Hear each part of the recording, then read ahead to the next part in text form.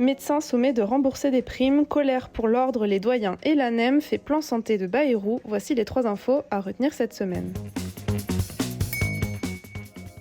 C'est un véritable coup de massue pour une cinquantaine de médecins, principalement d'EHPADU, en poste dans plusieurs hôpitaux du Grand Hôpital de l'Est francilien. Installés depuis des années, ils touchaient une prime d'activité, comme c'est souvent le cas dans les zones sous-dotées. Problème, fin 2024, la direction leur annonce que cette prime est illégale et leur réclame jusqu'à 60 000 € de remboursement. Résultat, certains tombent à 1 100 € net par mois, enchaînent jusqu'à 20 gardes pour s'en sortir ou tombent en dépression. Les syndicats parlent d'un sentiment de trahison et dénoncent une injustice structurelle. L'affaire est désormais sur le bureau du ministère de la Santé.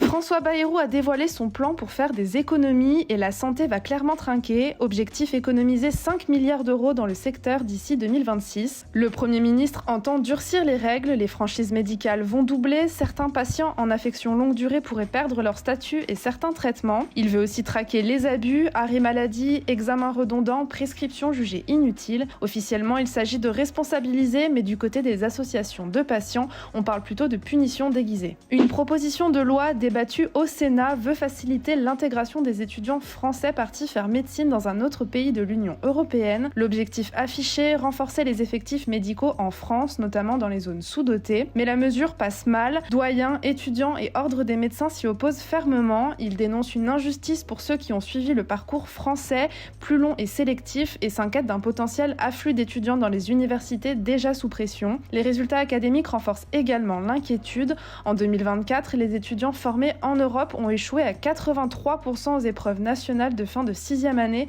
contre seulement 3% pour les étudiants ayant suivi leur formation en France. Enfin, les opposants pointent l'inefficacité de la mesure face à l'urgence de l'accès aux soins, puisque les étudiants concernés ne seraient diplômés qu'à l'horizon 2032 au plus tôt.